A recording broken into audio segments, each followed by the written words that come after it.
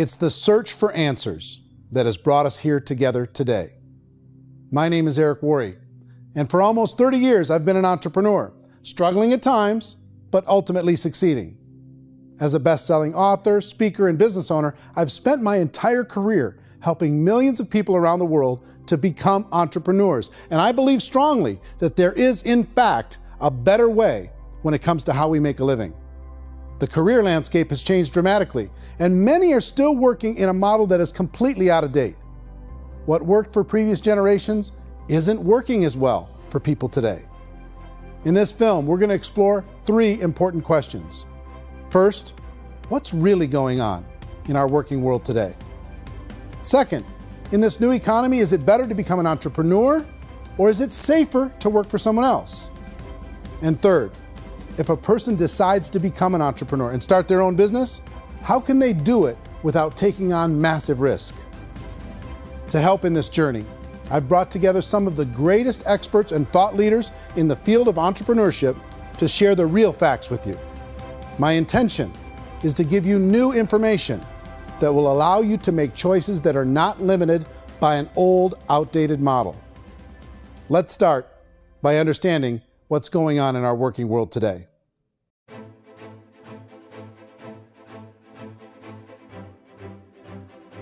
Let's look at unemployment. 30–40% of the people are honestly not working, but would be working. What our government does is if you haven't found a job in 6 months, we don't call you unemployed. We pretend you dropped out of the labor force. I've often said that unemployment, particularly structural unemployment, that's unemployment due to technological changes, is the first sign of economic growth. Think of it, 10 people live on an island. They go out every day and fish. One day, new technology shows up. A missionary brings them a net. Now, using the net, one pilots the boat, one throws the net. 2 fishermen can do all the work 10 used to. That's a 500% increase in productivity, 2 doing the work of 10, in one day. You don't have to learn a lot to learn how to throw a net instead of throw a fishing line. The island's got a big problem, 80% unemployment. But the island still has all the wealth of the fish because the 2 people produce as much fish as 10 did. Now, of course, looking back in history, these changes used to take thousands of years. And during that time, we went into farming and transportation. Some of us became doctors and some teachers and lawyers, and we developed all these new professions and new manufacturing jobs. Today, these changes are occurring literally in one day when a new technological advance occurs, and we don't have the social structures to deal with it or to retrain the unemployed people. So one of the things that I think is interesting as I travel across the country and really travel around the world is the way that we work and the way we get paid for work is changing pretty dramatically. On a global basis, everything is being turned upside down because of the rapidly advancing technologies. They are eliminating many jobs, and we have been left with many people not prepared for the jobs that exist. A lot of demand in public companies was to squeeze out all the fat and to get just as much margin as we possibly could, and fat equals humans. So this idea of job security in information age is so obsolete, but it's still taught inside our school system, and that's where the problem starts. There's no financial education in the school system, and people are still trained to be employees who work for that paycheck. This is a chart on the middle class. What's happening in the middle class, those that went to school, their incomes have been coming down for years. And parents still say to their kids, go to school, get a job. Now what happens to all those middle class people who are dropping off the ends of the chart? Well, they become what's called working poor. And this is what happens to working poor. But they say poverty is ending. Well, poverty may be ending, but working poverty is going up. And this is food stamp usage.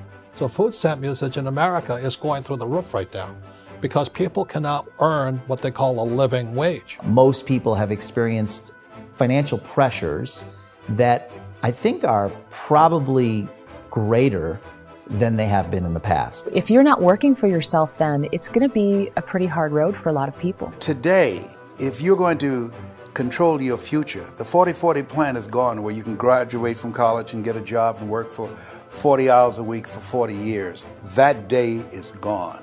So some of these charts actually tell you what's going on. And this is a really interesting one, you know. People are going back to school because if I go back to school, I'll get a nice job.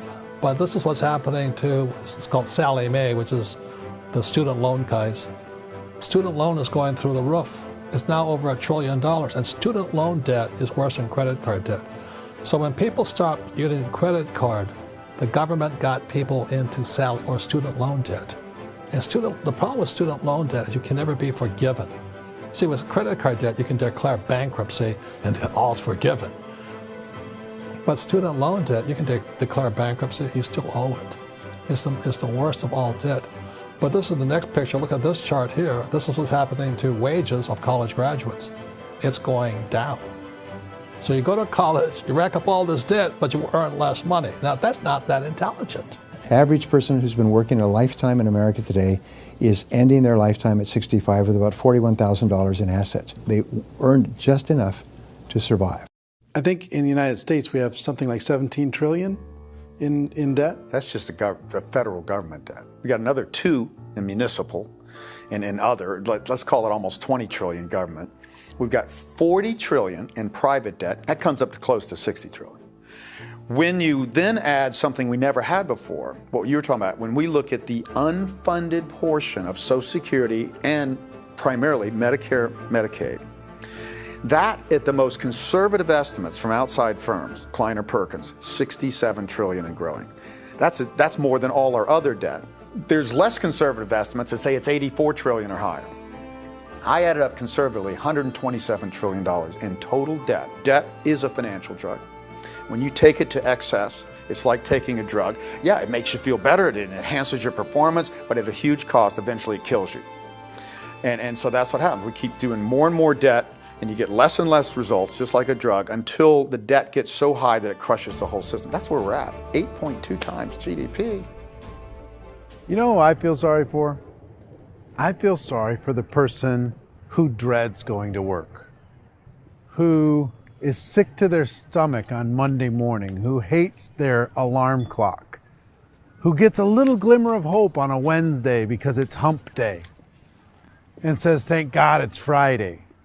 And they live for those 2 days a week where they get to be themselves and they don't have to be around people they don't like, and they don't have to play the political game in the office, and they don't have to live this half life. The person that works 50 weeks a year just to be able to have the 2 weeks for vacation. And you know what happens to most of them nowadays? They don't have a vacation. They have a staycation. They have time off of work, but they don't get to go where they want to go because they're overextended. They've got all this debt. They got all this situation. They hate their alarm clock. They can't sleep until they're done. They have to spend most of their life in traffic. I feel sorry for that group of people because there's a better way. They just don't know it. I see this really interesting attempt at rugged individuality in a 6x8 rectangle. And I feel like you're all the same, except for the little push pins of the pictures. There's different pictures. Yours is named Jenny and his is named Sujara, but it's the same people. And this is how they are, and they're just like the zombies, and there's no joy in there, there's no fun. There's always like the wacky woman who decorates her cubicle, and that's the most she can do there. You got to give her credits, right? The wacky cubicle woman. The basis for their life is worry. I'm worried, you know, maybe I'll get fired. I'm worried maybe my company will go out of business. I'm worried I can't keep spinning the plates on paying the bills. I'm worried about how do I send my kids to college. I'm worried, what if the transmission of my car breaks? That's, you know, 2 or 3, I can't fix it. People live in a sea of worry, and it eats at them. Those signs that people held up during the Depression didn't say looking for gainful employment in a cubicle. It said looking for work. Work is what we're looking for. Job is just a unit of measurement. Work is what we're going after. It's time to look in the mirror and say, it's not the economy, it's my economy. It's my little world of where I am. I need to improve. I'm not going to wait for the economy to come back, because frankly, the economy is doing great in this country. So I'm here on Wall Street, the financial center of the universe, the financial capital of the world. This is where most people's money goes to at least be held for a time, right? With interest rates in banks being effectively zero, and many experts are predicting it's going to stay at zero for the next 10, 20, even 30 years, people feel like they don't have any choice but to put their future into equities, to put their future into the hands of other people on this stock market, and hope that the stock market goes up, hope that the stocks that their advisors pick or that they pick goes up. That's one way to go, I guess. It's my personal belief that if you put your future into the hands of yourself, in other words, you have earning power by yourself, I think you're a better investment than these guys. I think you controlling your future is a better option than handing over your retirement to these guys. The average household income in the United States is approximately $50,000 a year, what they call the middle class. To reach the top 25% of income earners, you'd need to earn at least $90,000 a year. To reach the top 10% would be a household income of $140,000, the top 5%, $190,000, and to be in the top 1%, you'd need a combined household income of at least $380,000 a year. So here's the question. What do you think would give you the best chance to move up and get to the top 10%, the top 5%, the top 1% or beyond?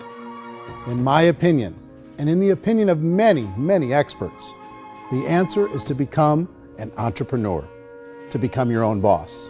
I think you have to be a business owner. I can't, the only time I ever say to someone it'd be great to be an employee is when they've already told me they've surrendered. I only tell people who are wounded spiritually that they should be an employee. And it's that feeling that you get when you pick up the backpack off the little Cub Scout and say, "Don't worry, little guy, we'll get you back to the camp."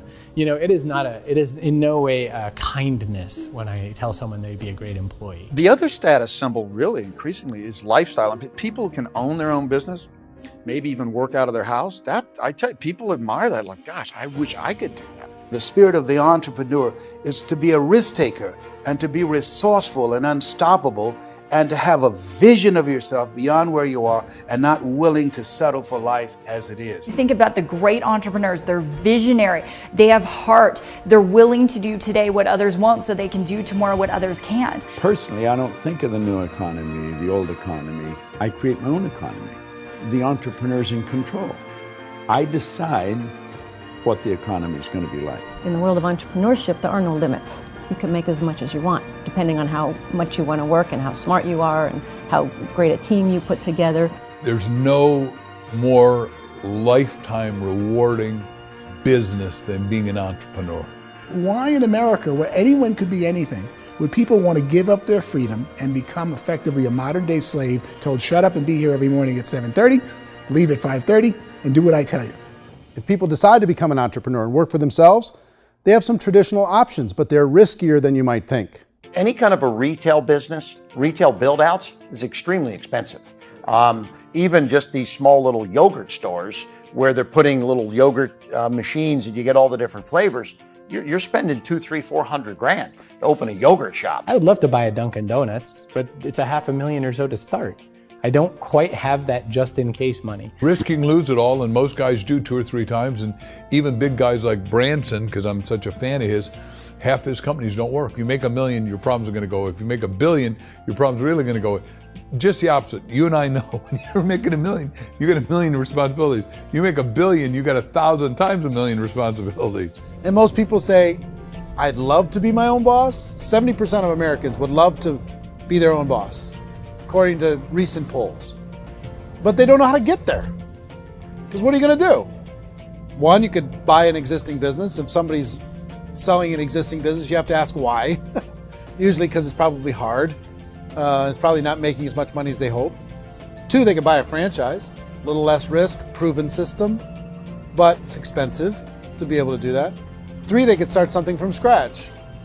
And that's where a lot of people feel like, I don't have the chops to do it. I don't have the money. I don't have the product idea. I don't have the expertise. I don't have whatever it's going to take to be able to get there, and I can't risk my family to do it. So 4th, they could become an investor. A lot of people in this town invest to try and figure out a way, but you got to be pretty smart with that game too, right? Venture capitalists, who are the very best and most sophisticated in investing in new breakthrough businesses, make it on 1 out of 11. That means 10 out of 11 are mediocre or fail. Most of them fail. That's the risk there. An angel investor is lucky to get 1 out of 15 or 20. A business is a team sport. Like, I have to have accountants, I have to have engineers, I have to have system designers, I have to have sales, marketing, I have to have accounting, I have to have mission statements, I have to have legal and all that. The average Joe Schmo, even me, I go out there, I don't have the skills to put a business together. I think the bottom line for the 4 traditional options is they take money, sometimes a lot of it. They take expertise, and they take time. All of that adds up to just too much risk for most people. I bought a business from somebody else and it was a lot of work. And you start wondering, what did I just buy? Because I guess ultimately I own your email list and I just overpaid for it. People that start their own business, they spend a lot of money, they spend a lot of time, a lot of effort to get things started. And the more you invest on the upfront, the harder you typically work at it. Well, I can tell you what the success rate is of a restaurant. What is it? They're crazy enough. About 90% of them fail. About 90%, in how quickly? Year less. Wow. And if we're talking non-franchise, we're talking franchise, Sure. That's totally different. Yeah. But our students aren't getting franchise restaurants. You gotta invest big money. Exactly. And with someone like McDonald's, you've had to work with the company for a long period of time, really know the To even have a business. chance at investing $1 million. Have a chance, and it's a slim chance. What if there was a way that you had all the proven aspects, the comfort aspects, and you could still control your own life? What if there was both? In other words, you didn't have to create everything from scratch. You didn't have to be a super leader. All you had to do, what if there was a proven product already? You didn't have to create the product. And there's a proven system already, proven training already. Everything except an employer. That was the only thing that you didn't have. Do you think more people would be open to working for themselves in that environment?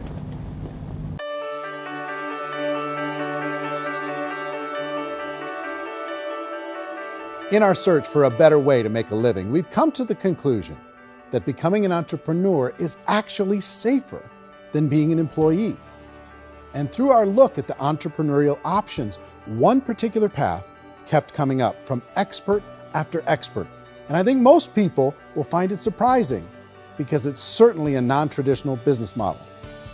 That model is for people to start their own business and become an entrepreneur through the creation of a network marketing business.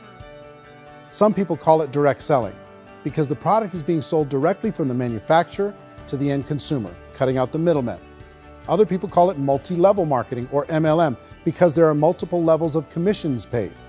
The most common term today is network marketing, because network marketing best describes using a large group of independent distributors, independent entrepreneurs, to move a product or service more efficiently.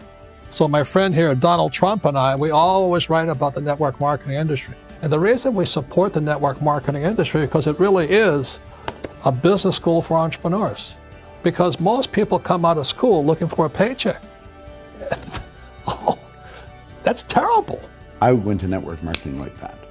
I think if it didn't exist, we should invent it. It is that good. I think direct selling is a great way to do business today. It's very easy to get into that industry, and you can be self-employed, be in effect an entrepreneur. When we see multi-billionaires adding network marketing companies to their portfolio of companies, that would be a clue. When we see people who are very famous authors and very famous business people endorsing the industry, that would be a clue. These network marketing companies aren't $50 million companies. They're billions and billions of dollars. They lead the stock market. They're major companies. When we're going to get it? You know, and you're going to school to work for a paycheck. But if you want to be rich, be an entrepreneur. And network marketing gives you the spirit to be an entrepreneur. A traditional company will spend up to 50% of their total revenue on marketing. Network marketing companies use a different approach. Instead of having all that extensive marketing expense, they utilize a network of independent distributors to do the marketing for them. Now, why do they do this? First, because word-of-mouth advertising is so much more effective today than traditional media advertising. Second, some products need to be explained or demonstrated and an independent salesperson can do that more effectively than an ad campaign. Third, it's completely efficient. The company only pays for the marketing of their product if a sale happens and not before. Imagine if Amazon allowed you to become an independent distributor and paid out 40% of its revenue to that distributor group. All you had to do as a distributor was recommend a product, and if a person bought it on Amazon, Amazon would take care of all the logistics and you'd get paid for bringing the customer. Now imagine you got paid for every purchase that customer made for the rest of their lives. Well, Amazon doesn't offer this option, but network marketing companies do. 85% of all buying decisions in our society are made as a result of word of mouth or reputation. We're recommending things to each other all the time. You know, who's your dentist? Who's your doctor? Who's your lawyer? What detergent, are you using? What legal system are you using? What product are you using? We're talking to each other about the things that we love anyway. When you go into a big box retailer, you're lucky if the clerk looks you in the eye, much less gives you any detailed or accurate information about what you're purchasing. So of course, this personal information, this education coming from a friend, a neighbor, a relative, or even a stranger, but one who has experience with the product is extraordinarily valuable. As a matter of fact, network marketing can educate consumers probably better than any other form of marketing. It certainly can do better than advertising, because advertising usually has a certain hype to it and you can only get limited information. So, network marketing trumps advertising. If you were a typical sales company and you wanted to sell $1 million a month worth of product, you might go find 100 superstar salespeople. The quota would be $10,000 a month. So network marketing as a distribution system just flips the numbers. So we use 10,000 happy, raving fans of a particular product, and we don't concern ourselves so much with how much product each one of them individually sells. If they sell just $100 or $200 a month, and there's 10,000 of them, you're selling $1 million to $2 million a month worth of product. And that's the best way I can explain how network marketing works. This is the marketing arm of the company. There's not money being wasted on bricks and mortar. There's not money being wasted on inventory that's sitting stagnant somewhere. There's not of employees standing around that don't have customers. These are people that are going to connect with customers. These companies allow people to become independent distributors for extremely low cost and with no minimum time or sales quota. Essentially, they own their own business and can provide as much or as little sales as they choose. In other words, the distributor gets all the benefits of traditional business ownership without the risk. The advantage of network marketing is the ease of entry, the low risk, and the low startup cost, because almost everything else has very high risk. You can get in for a minimal investment. You're buying into a system that's already been proven, products or services that have been proven to work. The keys to network marketing is providing an opportunity for the masses to get involved, providing an opportunity for the average person who doesn't have the resources to start their own business. All of this so far is fairly straightforward, but network marketing offers another benefit, and it's this benefit that makes it so interesting for entrepreneurs.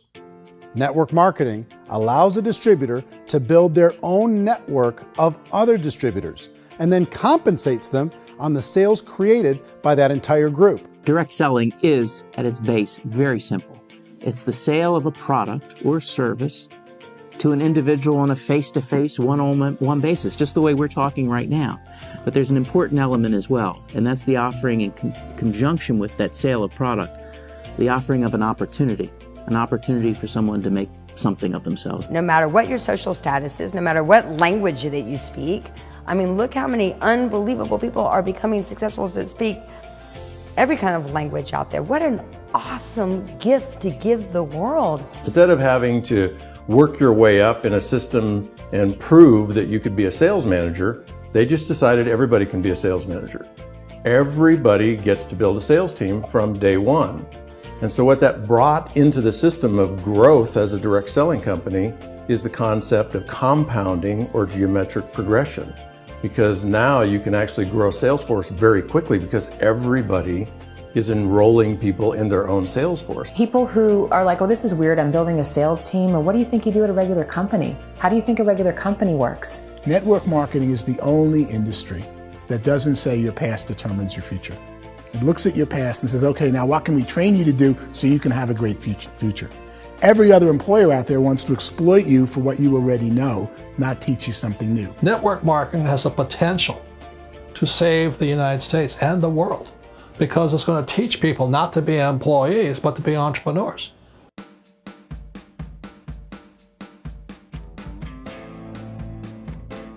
According to the Direct Selling Association, if you add up all the network marketing companies around the world, they combine to do over $178 billion a year in retail sales.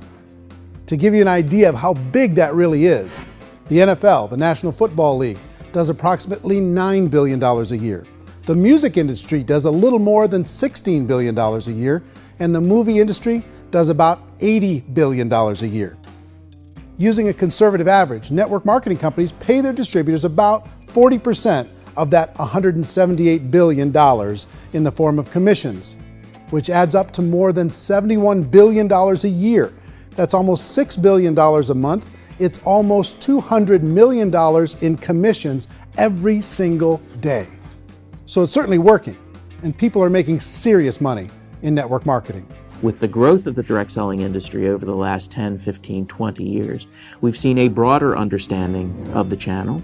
We have seen more and more people getting involved in the business, so our penetration in the marketplace has increased, and thus the understanding in the marketplace of who we are has increased. And we've seen non-direct selling companies look at the direct selling model and say, something's going on there.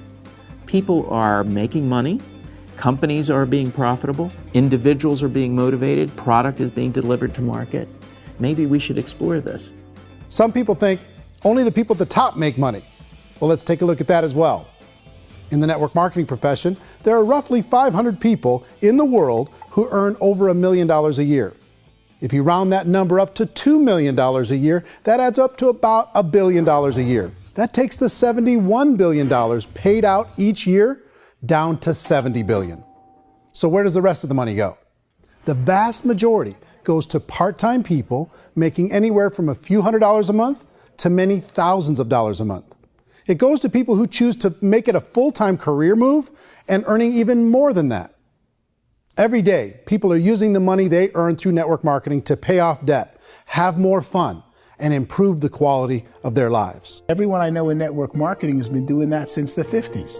They go to work when they want to go to work. They stop working when they want to take time with their children to have a leisurely breakfast and discuss issues and driving to school. They go back to work when they get home, wherever they're working out of. The biggest thing that I've seen is people that have become much happier in their life. MLM has probably made more millionaires of more people in more countries, and I've spoken to them in 67 countries, than any other single form of business, starting from nothing. If they have a choice between working a job for the next 10 years or working a network marketing business for the next 10 years, the result of working the network marketing business will be better. A lot of people within the industry go on and make this a career and do extremely well at it. Network marketing has been nothing but good for everyone I know that's been involved with it because they did it seriously and they played full out and they've been very successful. It's been a constant barrage of success stories and people showing off stuff that they got as a result of it. How many people are involved? Approximately 16 million Americans and 96 million people around the world are currently participating in network marketing. And in a recent poll, 82% of those people report a good, very good, or excellent experience with network marketing. So people are happy.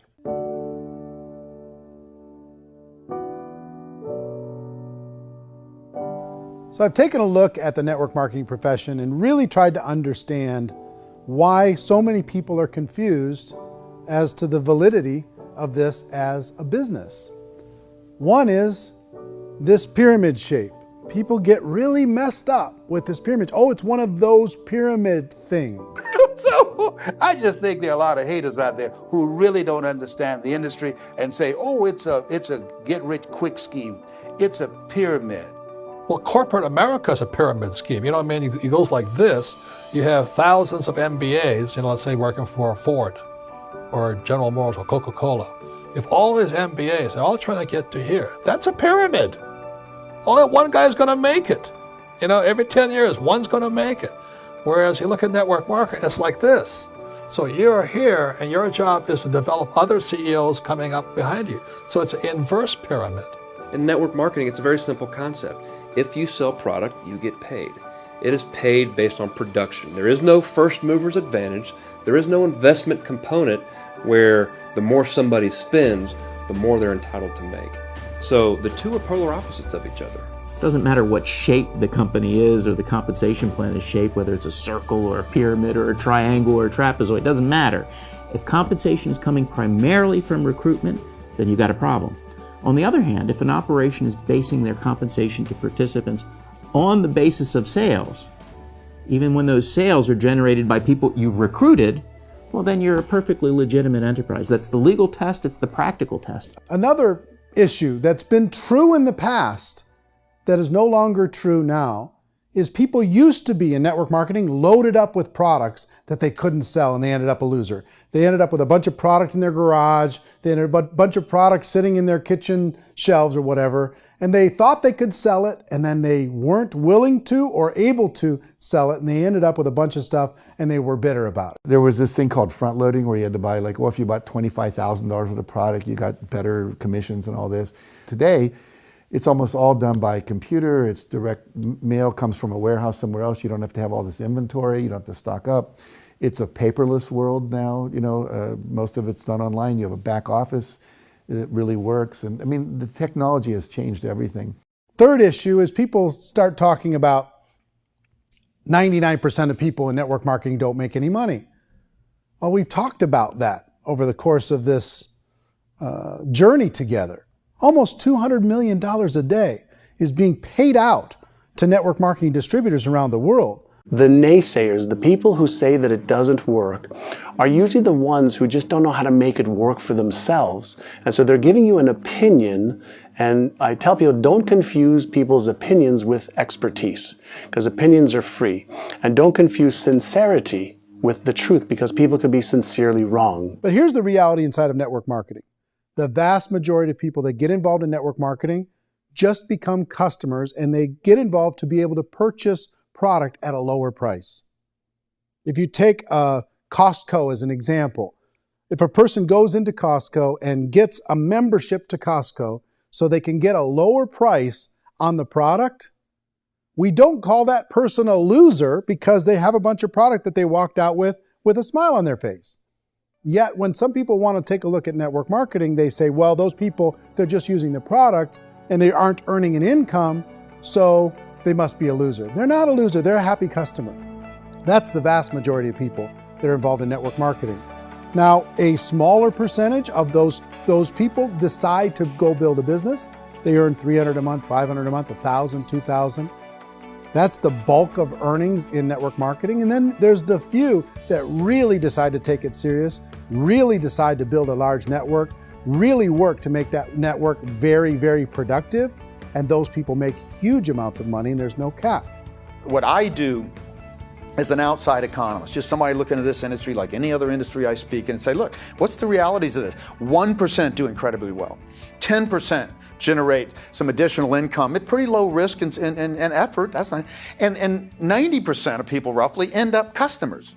One thing that I think is real when it comes to people's perceptions about network marketing is people put this, and distributors, I think, involved in network marketing have some responsibility for this.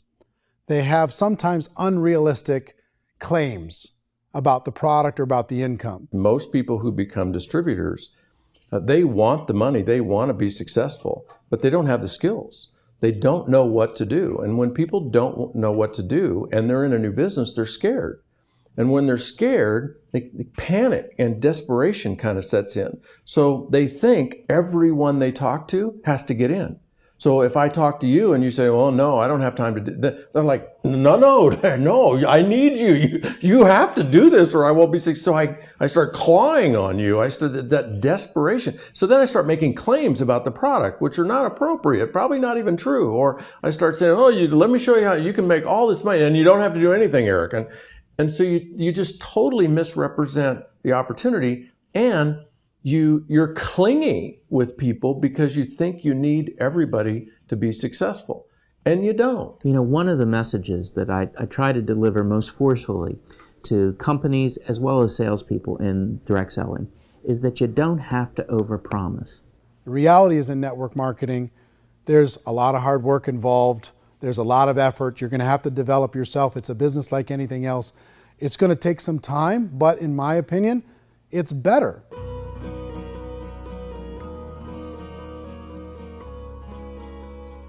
It's light years better for people starting today than it was even 5 years ago. I think it's more widely accepted now, and people understand it is a business. It is being an entrepreneur. It is being a business owner. Our belief system is based upon our evaluation of something, and frequently if we reevaluate a situation, our belief about that situation will change. The industry has changed and it's grown up. It's totally transformed. You've got young people today that have grown up with social media, and they understand networks. They understand how people are connected through technology, and they understand how money flows through those networks.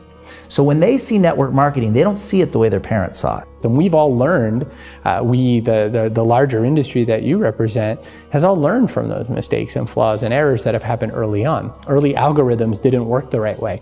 That's all fixed. It's like when they design a computer program, they design the program, then they run it, and then they go back through and they debug it.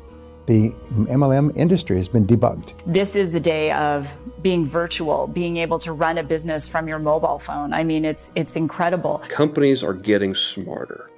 They're implementing more consumer protections. They're implementing more compliance training. They're doing more with respect to product research. If you do get involved and you make purchases of inventory, even on a voluntary basis, if you decide that this business is not for you, you can leave and have that inventory repurchased by the company. There's no other business that offers that kind of protection on a voluntary, self-regulatory basis.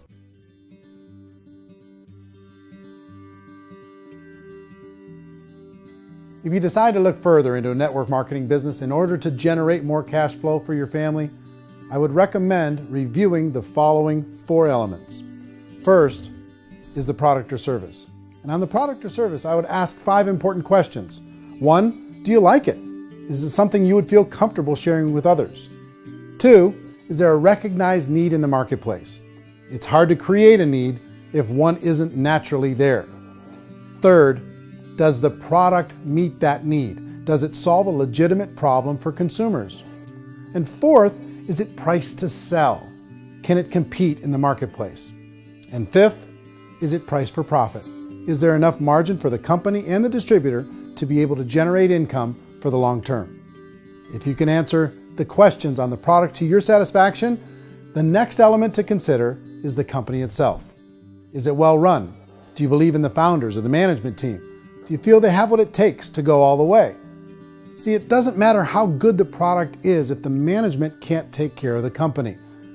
Good management can change with the times. They can handle adversity. They can make good decisions.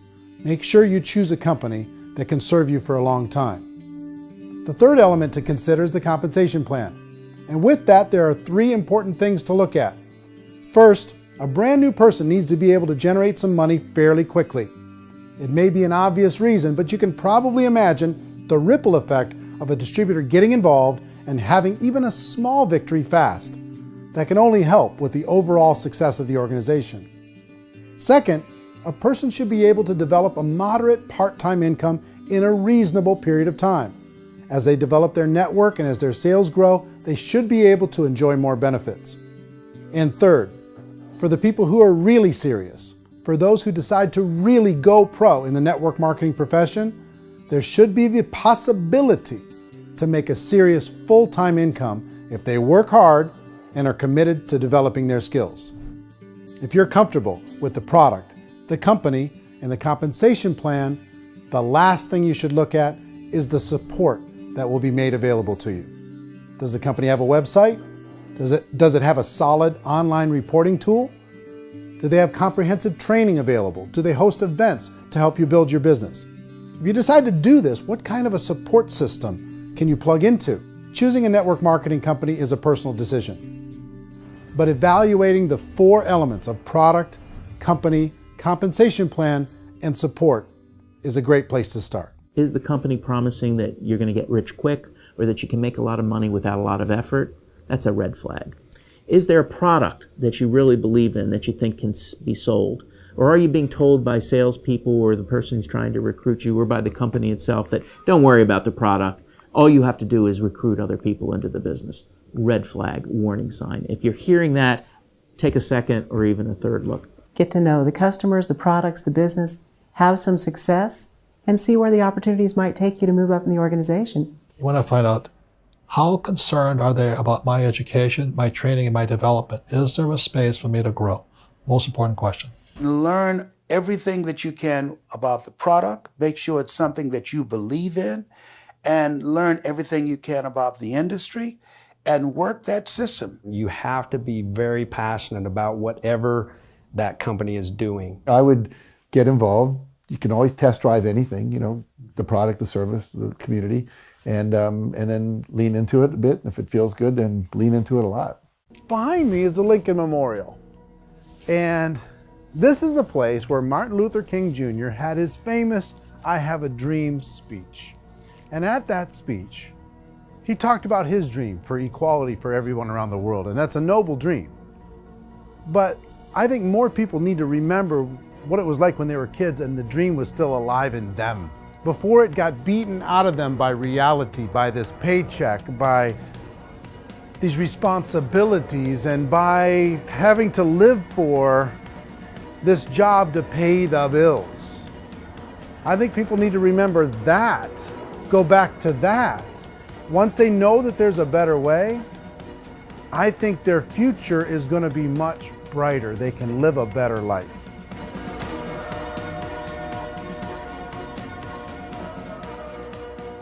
So if you're considering getting involved in a network marketing company, let me offer you just a few pieces of advice.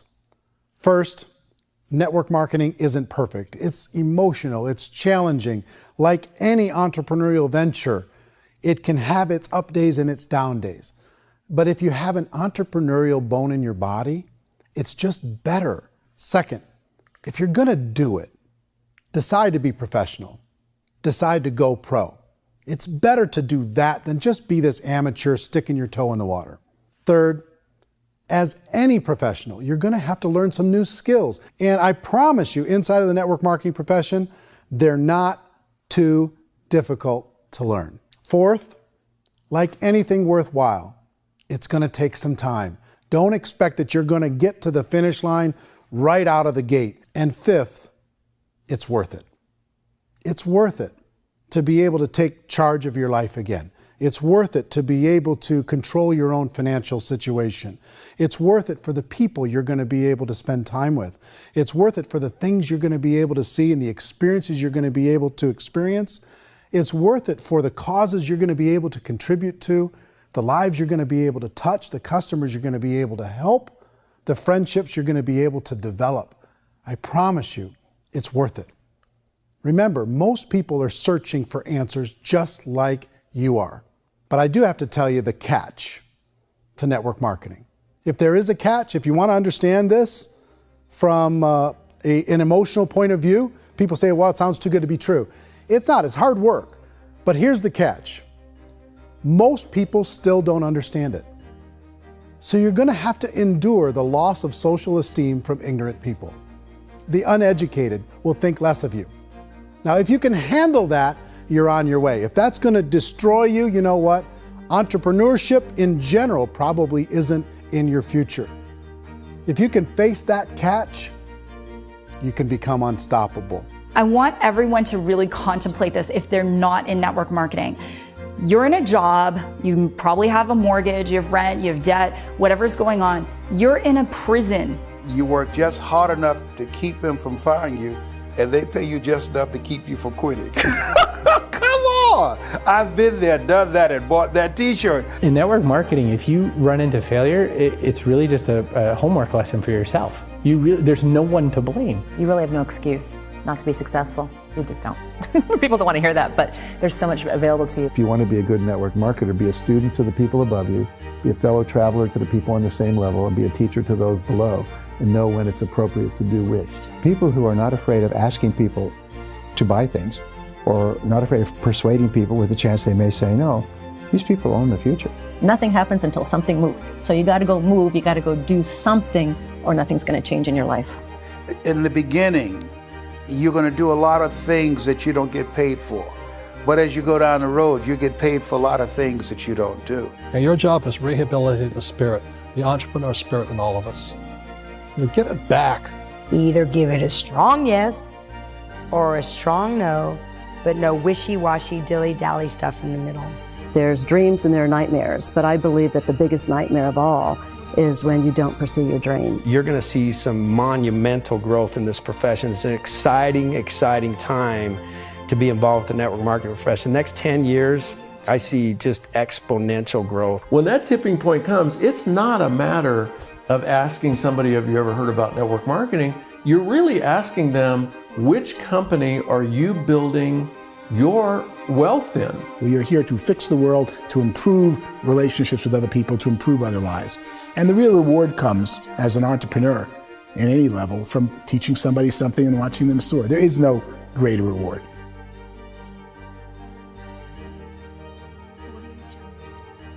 Life's too short to spend it living someone else's dream instead of your own. It's too short to spend it living at a fraction of your potential. Can being an entrepreneur be a challenge at times? Sure. But here's what you get in exchange. It can be yours. Something that you built, something that you created, something that you made happen. This balloon represents your dream.